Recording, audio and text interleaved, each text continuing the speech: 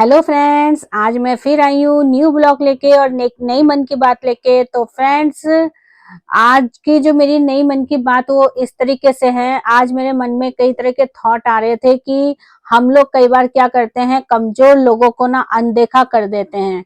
कमजोर लोगों को हम बहुत ही कमजोर समझते हैं।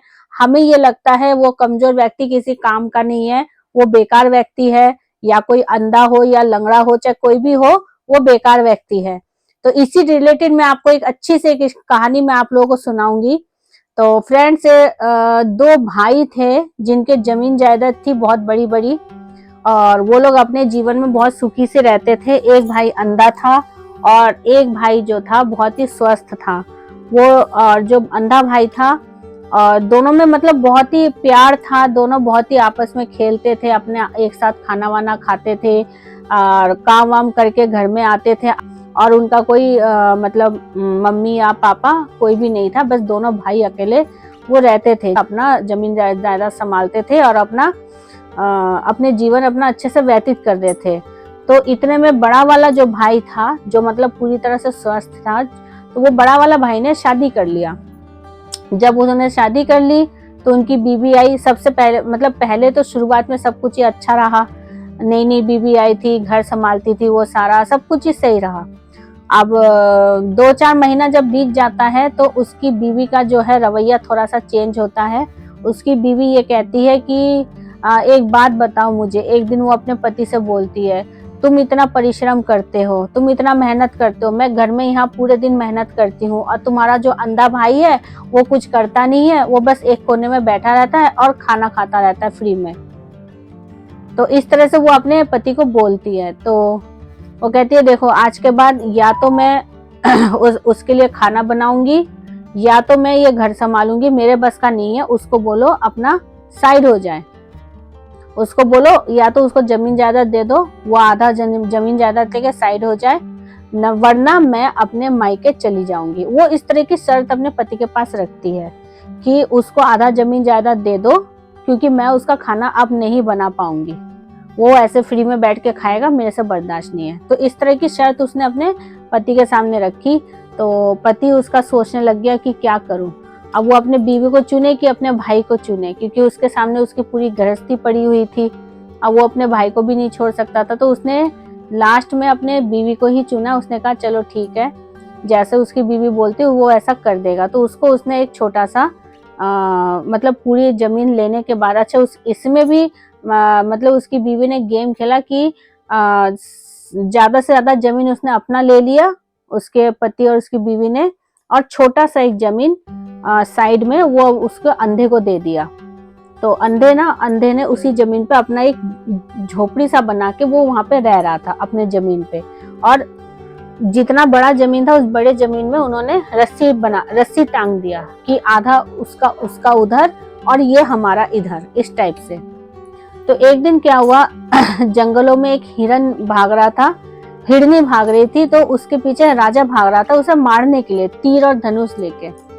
तो वो हिरनी जो क्या करती है, वो जो जमीन के बीचों बीच वो जो रस्सी बंधा हुआ था दोनों भाइयों के बीच में, तो वो रस्सी वो तोड़ के वो उस जो झोपड़ी सा बना हुआ था अंधे का, वो झोपड़ी में जाके कहीं पीछे जाके वो छुप जाती है कि वो राजा उसे पकड़ ना पाए। तो अंधा भाई निकल के आता है, कुछ आवाज सुन के, हलचल सुन के वो बाहर निकल के आता है झोपड़ी में से। तो राजा बोलता है, ओ भाई साहब, तुमने यहाँ पे हिरनी देखी है?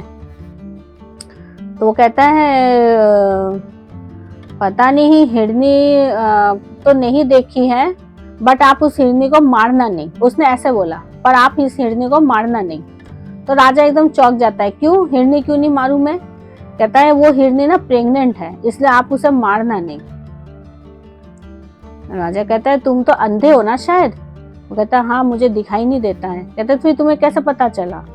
वो जाके वो हिरनी को पकड़ता ही है, सिपाहियों का आदेश देता है कि जाके उस हिरनी को पकड़ो, क्योंकि मुझे इस अंधे की बात को पकड़ना है कि ये हकीकत में ये सही बोल रहा है या झूठ बोल रहा है।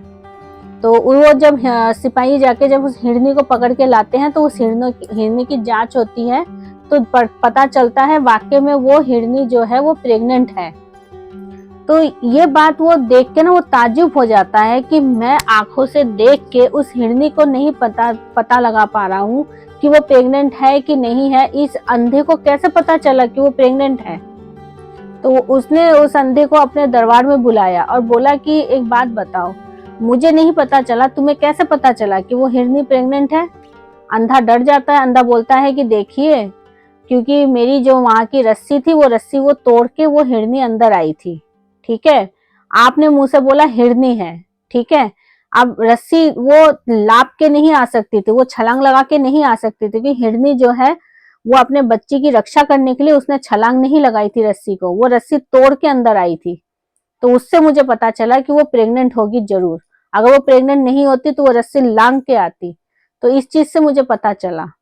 राजा उसकी समझदारी देख के बहुत ही मतलब दंग रह गया। राजा ने बोला, तुम एक काम करोगे, तुम आज के बाद मेरे राजमहल में रहो, राजमहल में रहो, और जो मैं काम कार्य तुम्हें दूंगा, तुम उस कार्य को करोगे, क्योंकि तुम्हारे अंदर इतनी बुद्धि है। ये बुद्धि मैंने अपने अंदर नहीं लगाई, पर तुमने अपनी बुद्धि लगाई।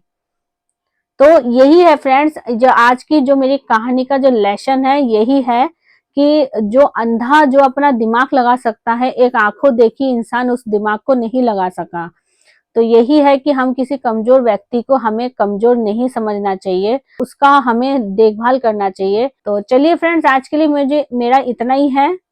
कल मैं फिर आती हूँ आपसे एक न्यू ब्लॉग लेके, नई मन की बात लेके, नई कहानी लेके अच्छी सी। और आपको मेरी आज की ये कहानी आपको कैसी लगी, प्लीज मुझे कमेंट सेक्शन में बताइएगा।